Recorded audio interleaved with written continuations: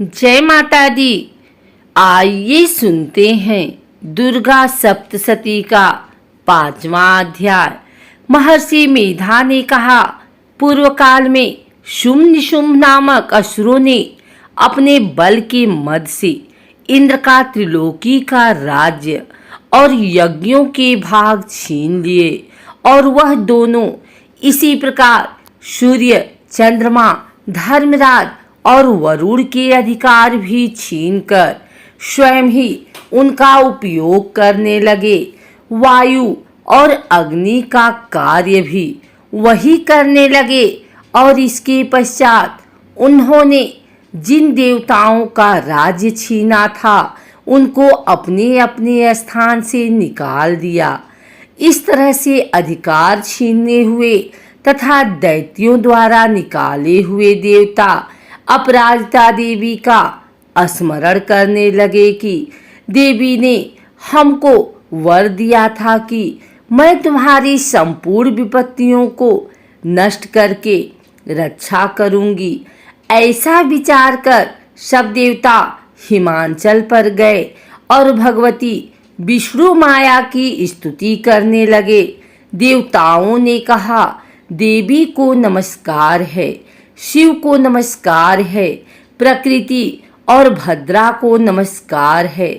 हम लोग रौद्र, नित्य और गौरी को नमस्कार करते हैं।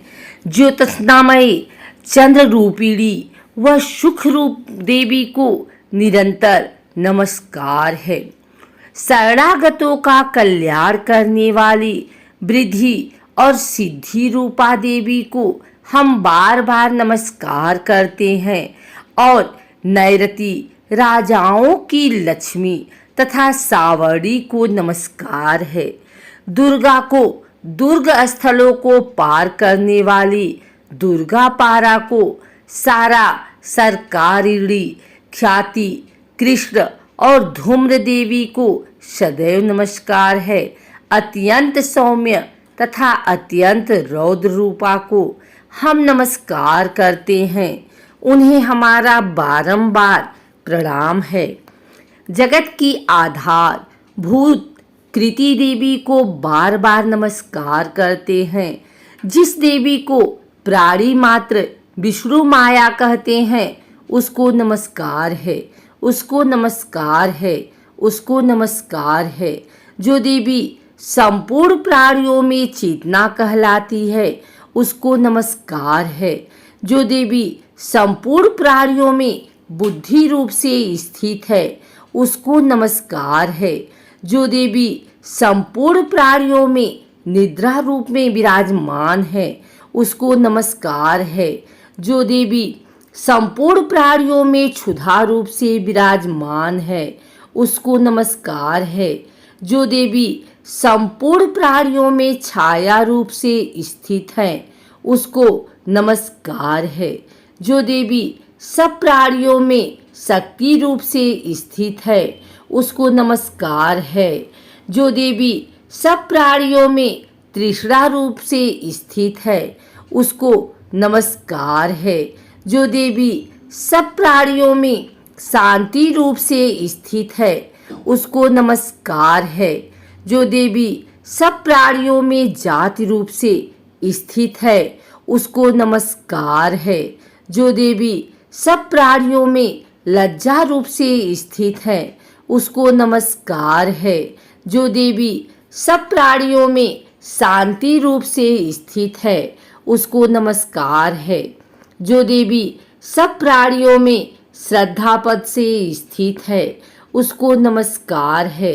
जो देवी सब प्राणियों में कांति रूप से स्थित है उसको नमस्कार है। जो देवी सब प्राणियों में लक्ष्मी रूप से स्थित है उसको नमस्कार है। जो देवी सब प्राणियों में वृत्ति रूप से स्थित है उसको नमस्कार है। जो देवी सब प्राणियों में स्मृति रूप से स्थित है उसको नमस्कार है। जो देवी सब प्राणियों में दया रूप से स्थित है उसको नमस्कार है। जो देवी सब प्राणियों में तुष्टि रूप से स्थित है उसको नमस्कार है। जो देवी सब प्राणियों में मात्र रूप से स्थित है, उसको नमस्कार है। जो देवी सब प्राणियों में भ्रांति रूप से स्थित है, उसको नमस्कार है। जो देवी सब प्राणियों में नित्य व्याप्त रहती है, उसको नमस्कार है।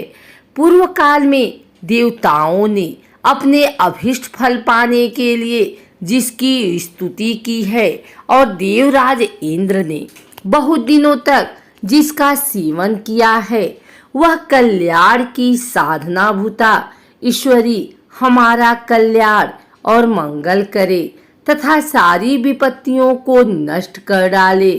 असुरों के सताए हुए संपूर्ण देवता उस परमेश्वरी को इस समय नमस्कार करते हैं तथा जो भक्ति पूर्वक स्मरण की जाने पर तुरंत ही सब विपत्तियों को नष्ट कर देती है, वह जगदम्बा इस समय भी हमारा मंगल करके हमारी समस्त विपत्तियों को दूर करे।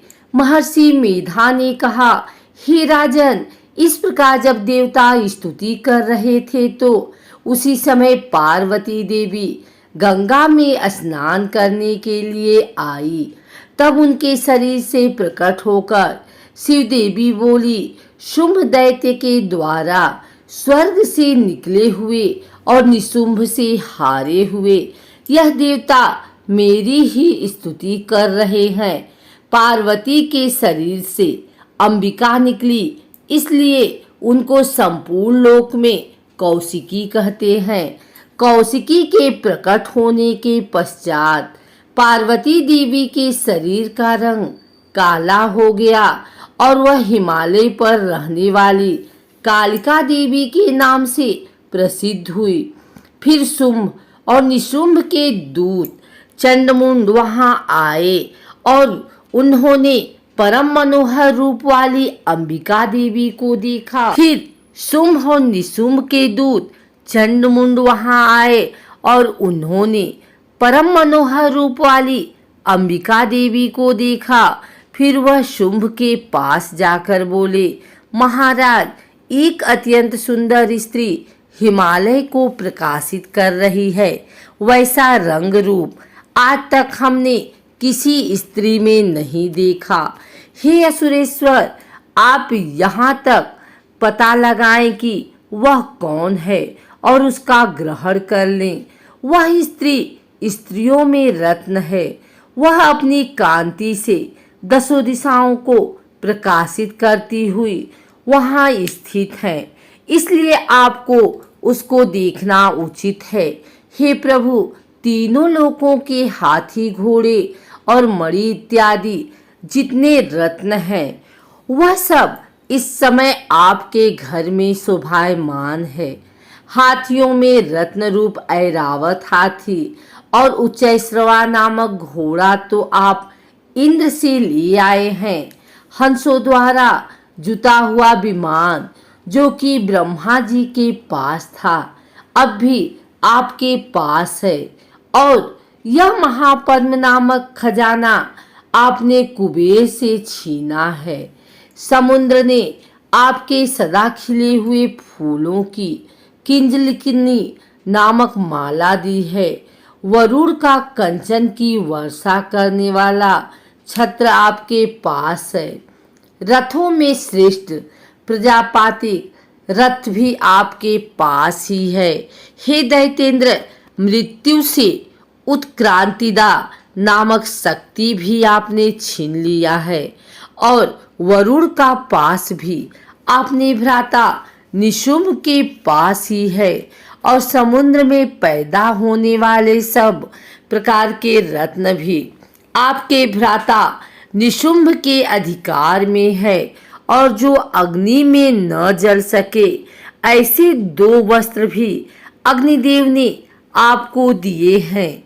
हे दैत्यराज, इस प्रकार सारी रत्न रूपी वस्तुएं आप संग्रह कर चुके हैं, तो फिर आप यश कल्याणमयी स्त्रियों में रतन रूप अनुपम स्त्री आप क्यों नहीं ग्रहण करते? महर्षि मेघा बोले, चंडमुंड का यह वचन सुनकर शुंभ ने विचारा कि सुग्रीव को अपना दूत बनाकर देवी के पास भेजा जाए। प्रथम उसको सब कुछ समझा दिया और कहा कि जाकर तुम उसको अच्छी तरह से समझाना और ऐसा उपाय करना जिससे वह प्रसन्न होकर तुरंत मेरे पास चली आए। भली समझाकर कहना। दूत सुग्रीव पर्वत के उस रमणीय भाग में पहुंचा जहां थी कहा देवी दैत्यों शुभ जो इस समय तीनों लोकों का स्वामी है, मैं हूँ और यहाँ पास हूँ। संपूर्ण देवता उसकी आज्ञा एक स्वर से मानते हैं। अब जो कुछ उसने कहला भेजा है वह सुनो। उसने कहा है, इस समय संपूर्ण त्रिलोकी मेरे वश में है और संपूर्ण यज्ञ के भाग को पृथक पृथक मैं लेता हूँ। तीनों लोकों में जितने श्रेष्ठ रत्न है वह सब मेरे पास हैं। देवराज इंद्र वाहन ऐरावत मेरे पास है जो मैंने उससे छीन लिया था। उच्चैश्रवा नामक घोड़ा जो क्षीर सागर मंथन करने से प्रकट हुआ था उसे देवताओं ने मुझे समर्पित किया है। हे सुंदरी, इनके अतिरिक्त और भी जो रत्न भूषण पदार्थ देवताओं के पास थे वह सब मेरे पास हैं। हे देवी, मैं तुम्हें संसार की स्त्रियों में मानता हूँ क्योंकि रत्नों का उपयोग करने वाला मैं ही हूँ। चंचल कटाक्षों वाली सुंदरी, अब यह मैं तुझ पर छोड़ता हूँ कि तू मेरे भाई महापराक्रमी निशुंभ की सेवा में आए। यदि मुझे बरेगी तो तुझे अतुल महान ऐश्वर्य की प्राप्ति होगी। अतः तुम अपनी वृद्धि से यह विचार कर मेरे पास चली आओ। महर्षि मेधा ने कहा, दूत के ऐसा कहने पर संपूर्ण जगत का कल्याण करने वाली भगवती दुर्गा मन मन मुस्कुराई। इस प्रकार कहने लगी, हे दूत, तू जो कुछ कह रहा है वह सत्य है और इसमें किंचित मात्र भी झूठ नहीं है। शुंभ इस समय तीनों लोकों के स्वामी हैं और निशुंभ भी उसी की तरह पराक्रमी है, किंतु इसके संबंध में मैं जो प्रतिज्ञा कर चुकी हूँ उसे कैसे झुठला सकती हूँ। अतः तू मैंने जो प्रतिज्ञा की सुनो। जो मुझे युद्ध में जीत लेगा और मेरे अभिमान को खंडित कर देगा तथा बल में मेरी सम्मान होगा वही मेरा स्वामी होगा। इसलिए शुभ अथवा महापराक्रमी निशुंभ यहाँ आवें और युद्ध में जीतकर मुझसे विवाह कर लें। इसमें भला देर की आवश्यकता है। दूत ने कहा, हे देवी, तुम अभिमान में भरी हुई हो। मेरे सामने तुम ऐसी बात ना करो। त्रिलोकी में मुझे तो ऐसा कोई जवाब नहीं देता जो कि शुंभ और निशुंभ के सामने ठहर सके। हे देवी, जब अन्य देवताओं में से कोई शुंभ व निशुंभ के सामने युद्ध में ठहर नहीं सकता तो फिर जैसी स्त्री उनके सामने रणभूमि में ठहर सकेगी। जिन शुंभ आदि असुरों के सामने इंद्र आदि देवता नहीं ठहर सके तो फिर तुम अकेली स्त्री उनके सामने कैसे ठहर सकोगी। अतः तुम मेरा कहना मानकर उनके पास चली जाओ, नहीं तो जब वह तुम्हें केस पकड़कर घसीटते हुए ले जावेंगे तो तुम्हारा गौरव नष्ट हो जाएगा। इसलिए मेरी बात मान लो। देवी ने कहा, जो कुछ तुमने कहा ठीक है। शुंभ और निशुंभ बड़े बलवान हैं, लेकिन मैं क्या कर सकती हूँ क्योंकि मैं बिना विचार प्रतिज्ञा कर चुकी हूँ। इसलिए तुम जाओ और मैंने जो कुछ कहा है वह सब आदर पूर्वक और सुरेंद्र से कह दो। इसके पश्चात जो वह उचित समझे करें।